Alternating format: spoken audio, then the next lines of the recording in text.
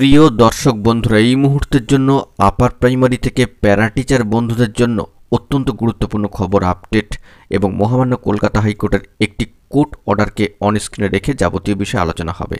এখানে para teacher বন্ধুদের জন্য বয়সজনিত একটা ফ্যাক্টর কিন্তু অত্যন্ত গুরুত্বপূর্ণ।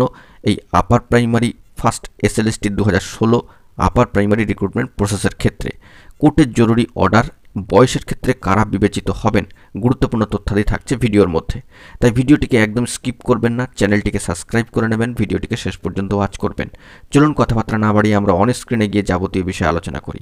বন্ধুরা, আমরা চলে এসেছি একেবারে সরাসরি অন স্ক্রিনে এবং দেখতে পাচ্ছেন West Bengal central school service কমিশনের কয়েকদিন পূর্বে 10% সংরক্ষিত আসনে প্যারা টিচার বন্ধুদের জন্য গুরুত্বপূর্ণ যে নোটিফিকেশান প্রোভাইড করা হয়েছিল সেটি তো কার্যত 10% সংরক্ষিত আসনে প্যারা টিচার বন্ধুদের জন্য ইন্টারভিউ বা পিটির জন্য কিন্তু লিস্ট এসেছে এবং সেই সংখ্যাটা কিন্তু নোটিফিকেশান এবং পিডিএফ লিস্ট মিলিয়ে কার্যত 1872 জনের তালিকা কিন্তু চলে এসেছে।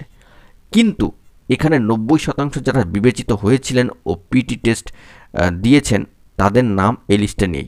এই নিয়ে কিন্তু ভয় পাওয়ার কিছু নেই। এই লিস্টে নাম থাকা মানেই যে চাকরি কনফার্ম হয়ে গেল সেটাও কিন্তু এখানে বলা হচ্ছে না। তো যাবতীয় বিষয়ে এর আগে আলোচনা করেছি। এবার আমরা বয়সজনিত যে ফ্যাক্টরটি আছে সেই অংশটা একটু দেখে নিই। বন্ধুরা, দেখতে পাচ্ছেন অন স্ক্রিনে এই নোটিফিকেশানের একটু নিচের দিকে 2 নম্বর পয়েন্টটাকে যদি খেয়াল করি দেখব, the calculation of age limit will be subject to the final outcome in WPA 2334 অফ 2022। এখানে একটি গুরুত্বপূর্ণ রিট পিটিশনের নম্বর সহ মহামান্য কলকাতা হাইকোর্টের যে বিষয়টি সেটা উল্লেখিত হলো, একটি রিট পিটিশন। তো সেক্ষেত্রে এর ফাইনাল আউটকাম কি আসছে তার উপরই কিন্তু সবটা নির্ভর করবে। অর্থাৎ এই মামলার ক্ষেত্রে মহামান্য কলকাতা হাইকোর্টের তরফ থেকে কি নির্দেশ আসে সেই দিকে সকলকে কিন্তু তাকিয়ে থাকতে হবে। কিন্তু বয়সজনিত যে ফ্যাক্টরটি সেটা এখানে উল্লেখ করতেই হচ্ছে যে মহামান্য কলকাতা হাইকোর্টের একটি গুরুত্বপূর্ণ অর্ডারও কিন্তু এসেছে কয়েকদিন পূর্বে এবং দেখা যাচ্ছে যে বয়সজনিত ফ্যাক্টরের ক্ষেত্রে এবং ট্রেনিং ফ্যাক্টরের ক্ষেত্রে একটা কাট অফ ডেডলাইন কিন্তু আপনাদেরকে মাথায় রাখতে হবে।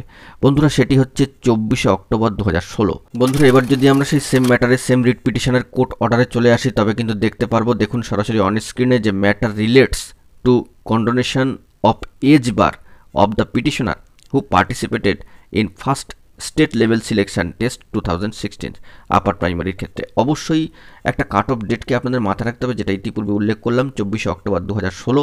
এই কাট অফ ডেটের নিরিখেই কিন্তু ফার্স্ট এসএলএসটি 2016 নিয়োগ কাট অফ সময়সীমা, সেটা বয়স হোক কিংবা ট্রেনিং। তো এক্ষেত্রে মহামান্য কলকাতা হাইকোর্টের কোর্ট অর্ডার আপাতত যেটা এসেছে এবং যাবতীয় অবজারভেশন অনুযায়ী এই নিয়োগ প্রসেসের ক্ষেত্রে 24 অক্টোবর 2016 এইটিকে ডেডলাইন ধরে নিয়ে 24 অক্টোবর 2016 আবার উল্লেখ করছি। অবশ্যই 10% সংরক্ষিত আসনে প্যারা টিচার বন্ধুদের জন্য 55 বছর বয়স পর্যন্ত কিন্তু একটা ছাড় বা রিল্যাক্সেশন দেওয়ার কথা বলা হচ্ছে। তবে এখানে একটা বিষয় অত্যন্ত গুরুত্বপূর্ণ, সেটা হলো এই রকম যে এই মামলা থেকে পরবর্তী ক্ষেত্রে কি ফাইনাল ভার্ডিক্ট বা ফাইনাল রায় কি উঠে আসছে তার উপর কিন্তু সবটাই নির্ভর করবে এবং সেটা কিন্তু সকলের ভাগ্য নির্ধারণ করবে। অবশ্যই বিষয়টা মাথায় রাখতে হবে। দেখুন, কোর্ট অর্ডার একেবারে শেষের দিকে নেমে এলে আমরা দেখতে পাবো, in the event petitioner is appointed the same shall be subject two final result of this writ petition. অত্যন্ত গুরুত্বপূর্ণ এবং যেটা আমরা কিন্তু ওই 2 নম্বর পয়েন্টেও নোটিফিকেশানে দেখেছি যে ফাইনাল আউটকামটা কী আসছে কোর্টের তরফ থেকে, মহামান্য কোর্টের তরফ থেকে, তার উপর কিন্তু সবটা বিবেচ্য হবে। তো এটা আপাতত উল্লেখ করলাম, বয়সজনিত একটা ফ্যাক্টর, পরবর্তী ক্ষেত্রে কি হয় না হয় বা কী স্ট্যাটাস উঠে আসে সবটাই কিন্তু আমরা পেলে আপনাদের মাঝখানে সবটাই তুলে ধরবো। আপনারাও নির্দিষ্ট কোর্ট অর্ডার এবং এই যে রিট পিটিশনের নম্বর সেটা দিয়ে চেক করে ডিটেলস দেখতেই পারেন, অবশ্যই মহামান্য কলকাতা হাইকোর্টের অ্যাপিলিয়েটেড সাইট থেকে। তো যেটুকু তথ্য সংগ্রহ করতে পারলাম সবটা তুলে ধরলাম। এখন এটুকুই, সকলে ভালো থাকবেন, চ্যানেলটিকে এখনই সাবস্ক্রাইব করে নিয়ে সঙ্গে থাকবেন। ধন্যবাদ।